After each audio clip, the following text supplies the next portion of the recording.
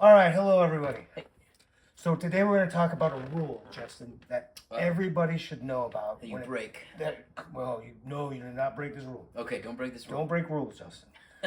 This is a rule about money that everybody should know. And then you might be thinking, a rule? I thought everything's personal finance where you make your own personal decisions. This is the rule that you should know about. It's called the Rule of 72. Nice. Do you know what the Rule of 72 is? Okay, if not, we're going to talk about it. So, when I was a U.S. history teacher, I wanted to teach about the stock market because back in those days, we didn't have a personal finance class. So I was like, how can I teach personal finance in my U.S. history class? So I came up with a brilliant way to do it. During the Great Depression, when we talk about the stock market crash, I was like, pause, we're going to talk about the stock market crash and the stock market for 2 weeks.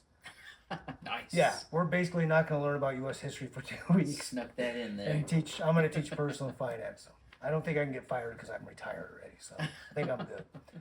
So I taught the Rule of 72 as a way to teach the stock market. So the Rule of 72 is this. You take the number 72 and divide it by the interest you hope to make in the stock market in the future. Okay, so take 72, divide it by the interest rate you hope to make in the future in the stock market. So for this example, we're going to use 9%. So 9% goes into 72 8 times.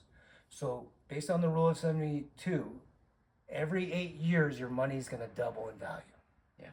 So the way I did it in class is I would get on the board and I'd be very dramatic to try to make it entertaining. Most kids were rolling their eyes, of course, because they're high school kids. And they didn't want to see my goofiness up there.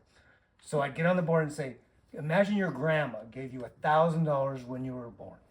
That's Wonderful grandma. Yep. She was a nurse, hardworking, very thoughtful and caring and considerate. But she was smart enough not just to give a brand new baby $1,000. That would be ridiculous. That's a lot of baby toys that would be blown on cash. That's right. All over the house. You would have a lot of toys. Yeah. It was like, holy cow. She put it in the stock market for each of her grandchildren, let's imagine. Nice. So on day one, all her grandchildren had $1,000 in the stock market. She understood the stock market well, so she invested very smartly. And she didn't want her grandchildren to know about it until they're older because she didn't want them to touch it.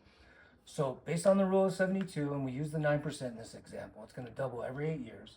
So this one-day-old person will have $2,000 when they're 8 years old. They'll have $4,000 when they're 16 years old. Way too early to give money to the kid. 16-year-old. What would you do with $4,000 when you're 16? I'm getting a car. Yeah. I'm buying a car. Buying a car when you're 16 and it's gone. Yep. So your grandma waits till you're 24, and now you have $8,000 because it went 2, 4, 8. 24 years old. Unfortunately, grandma passed away. We miss grandma. We do miss grandma. But your parents take you out for a birthday dinner at Applebee's, and to be all dramatic, they slide over a check on the table to you and say, "This is from grandma." And you look at them like they're crazy and say, "Grandma's dead." And they say, "We know, but grandma left you some money. Left you this, let's say. Let's make it even more dramatic. When she died." So you look at it, and it's an $8,000 check. So you're in Applebee's, and you don't care who's in there, and you're dancing around the whole place saying sodas are on me or whatever. Right. I got it. And then you sit down, and then your parents explain how it all went down. So you decide, let's imagine you leave it in the stock market, and you go on with your life. Again, you're 24 years old, you have $8,000 because it's grown, because it's doubled every 8 years. All right. When you're 32, you have 16,000. All right. Your 16,000 goes to 32,000, and I'm not going to say the ages right now. 32 goes to 64,000, 64,000 goes to 128,000, 128,000 goes to 256,000, 256,000 goes to 512,000, 512,000 goes to $1,024,000, and that happens when you're 80 years old. 80. So at 80 years old, you got $1 million. $1 million. And you didn't do anything. Didn't do anything, and it's from $1,000 when you were born, basically. Yeah. That's the Rule of 72. That's doubling time in the stock market, compound interest, basically. Yeah. So usually when I was teaching the class, I would say, "What are your thoughts?" And they'd all be looking at me like I was crazy. They're like, and And I I remember, don't think your math's right. yeah, they're like, no, this is not right. $1 million off $1,000? I'm like, oh yeah, get out a calculator. I can prove it to you. Yeah. Um, and then comments would come in, and I remember one of the more common comments was, wow, what good is $1 million when I'm 80? I think that's fair. Very fair. So what I told them is like, most of us don't get $1,000 when we're born. So let's imagine we're 25 years old and we start investing $500 from every paycheck once a month. If we do that over 30 years, we'll have about $800,000 and we're only 55 years old. Go ahead and if you want to get a simple savings calculator and put in those numbers. And a 9%. 9%, $500 every month, and you have over $800,000 and you're only 55. So in other words, we have to do it ourselves most likely. Yep. We don't have a grandma leaving us. Grandma's not here. So that was showing the power of compound interest, doubling your money, how it does take time for it to grow because $500,000 is great, but if you can just wait 8 more years based on the 9% rate we're expecting in this example, you got $1 million. Yeah. So then on the whiteboard I write, why don't people do this? In other words, why don't people invest in the stock market? And I remember some of the common reasons were like, they don't have enough money. Okay. And I told them, you're right. Some people have bad paying jobs or they don't make enough and they're living paycheck to paycheck. So in that case, you do have to get a better paying job or maybe get a second job. And that's tough for people that are in that situation. So I don't want to make light of that. Right. Some people really just don't have enough money to invest in the stock market. Some people though, and this was brought up, instant gratification students would talk about. They wouldn't always use those exact words, but they were But like, I want it. yeah, like if I have $1,000, why would I want to see it go in the stock market and not be able to have it Yeah. for years? So I want that car when I'm 16. yeah, Right? exactly. So instant gratification is a hard thing for all of us. It's way more exciting to spend $500 this weekend than to put it in the stock market. A couple more, and I'm looking at my notes here. Don't trust the stock market. That was a common comment by students over the years I've been doing this Really? lesson. Yeah, don't trust the stock market. Why did they say that they didn't trust the stock market? They usually would say, well, it goes down all the time, Yeah. or it could crash, or what if a company goes out of business? Hmm. There were legit concerns, and again, they might not have learned about the stock market at home, most likely, or in Right. a class, because this is a point that when I was teaching where it wasn't a required class. Well, if you're also teaching this 72 during the Great Recession or the Great Depression era, maybe that's where their brain is kind of stuck at, where the Great Depression stocks were down. There wasn't much of a stock market. That might be part of it, absolutely. And then I would talk about, well, you need to know the history of the stock market. And I'd bring up examples of, we've never had a 20-year period yet where the stock market's been down. So you have to look at history and longevity to kind of quell those worries. Another one was they don't know about the stock market. They don't know how to start investing in the stock market. Yeah. Students would say that. I've had in my art class I do little financial tips of the day, and I get that all the time. Well, I don't know what to do with the stock market. How do you invest in the stock market? Where do you go, right? So I'm right there. I can understand that one. I get that one myself. Yeah, it makes sense when you hear it, but it caught me off guard the first couple of years I was doing this because I was like, well, you just take your money and get online and go to Charles Schwab, Fidelity, Vanguard, and it's like setting up a bank account almost. They try to make it easy, actually. It is very easy nowadays. I remember back, I had to go to the banks, to Charles Schwab personally, Right. with my money and sign some stuff and open up that account. It wasn't as convenient as the internet here, and done. No, that's a great point. It's been 10, 20 years ago, it was a lot harder. Yeah. So you had to take more steps. You had to take more of an initiative than just getting on your computer and 10 minutes maybe be invested. A couple of years ago, I was teaching personal finance. It's one of the classes I taught at the end of my career.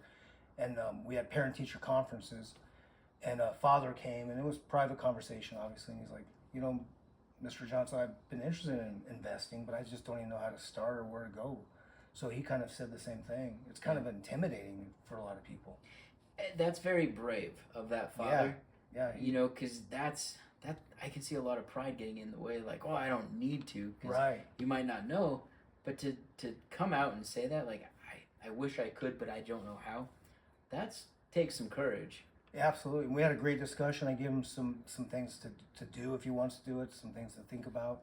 And I mentioned to him that, you can even start with $50 a month just to Yeah. get used to it, feel it out, and then you see how it's working. And then if you want to bump it up to 100 a month or whatever your situation is, it's kind of that first step for a lot of people is hard. I think that first step of actually knowing where to go and how to set it up, Yeah. and then, oh, I can do it with only $50 or $10, right? I don't need to dump in 20 grand, Exactly. right? It's one-time shot. And who should I use? I heard Fidelity, Vanguard, Charles Schwab, all these. Where should I even go? Yep. It gets like, oh, I'll do it next week or Yeah. next year. It's very, It can be overwhelming. yeah, and it's an easy thing to put off. Yeah. Absolutely. So those were some of the concerns and worries. And then, of course, I flipped and say, so why would people invest in the stock market? Why do people invest in the stock market? And the obvious answer for a lot of students is so they can retire. I would have thought some of the more responses to make money. Yeah. Like I said, when I do some stuff with my kids, to make money kind of comes up a lot. Well, why would you do this? To make money. It's like, it's not just about the making money part, but No, setting it came yourself up a lot. for- That was like right there with 2 or 3 most popular. Yeah. If I, off the top of my head. Just so I can get rich, they would Yeah, say. I can yeah. get rich. If I put money in the stock market, I'll eventually have millions. Students would say, oh, so I can get rich. I'm like, okay, so you have maybe a lot of money and you have more flexibility. I get it. Right. I would bring up, they wouldn't always say it. I talk about stress, because if you have some money in savings, of course, or you have some money invested, you feel a little more safer maybe, and it can lower some stress. So I would bring up some thoughts that maybe they didn't always think of and see what they said. But it was student led, and I got all their opinions and thoughts first, of course, Yeah. before I would add maybe a couple ideas, and that was one to lower down that stress. I think that's kind of a big one, though, to lower the stress, because as we get older, we always have the wish I coulda or wish I did, then we could have had. Yeah, And so if you can eliminate or lessen some of that stress earlier on, it's like, okay, you're going to start now when you're 18, 20 years old, and you're going to be in a much better position. That's a lot less stress. I've already got this stuff set up. I'm already on the, I already know what to do, the next steps. exactly. I love that. For the audience, some of you are investing, great. Some of you are thinking about investing or haven't started. That's fine. This hopefully is maybe a nudge. The reason I like the rule of 72 too is because it kind of like says, oh, this is crazy. My money can really start to grow or double, and I can see like $1,000 will be $2,000 and $4,000, $8,000, $16,000. Yeah. It's going to take some time, but I can see why. So really, this is partly taught and being brought up right now to encourage you to consider getting in the stock market to see how it works, and then if you're in it, to see how it's working. Maybe some of you have, for example, maybe someone out there has $50,000 right now invested, and they're 40 years old. Kudos to you. That's great.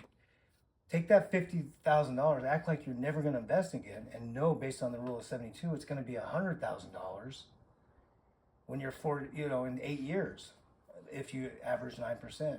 So that gets exciting. You want to stay excited about it, because honestly, it's more fun to spend money than see it just grow for the future, especially when you're younger. Yeah, yeah. And you're like, oh, I'm 25, I'm 30.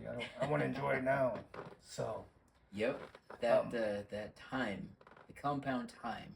I think I've heard it done a couple of different ways, but I think you've nailed it. I think that's one of those things, that understanding that it does take time. It's not an instant, all right, I put $50 in, now I have $1 million. Yeah, exactly. But it's the $1,000 and time. And yeah. if you have that continuous contribution, that only helps. I love it. It's delayed gratification. A lot of our audience, we believe, are teachers. Did you become a teacher out of high school? No, you knew you had to go to college for 4 years, maybe 5, and then you finally could become a teacher. So that's the same way with the stock market. Who wouldn't want a lot of money next year? No, it's not going to happen that way, most likely. Delayed gratification. Space it out, be patient, it'll be there. Yeah. So, anything else you can think of?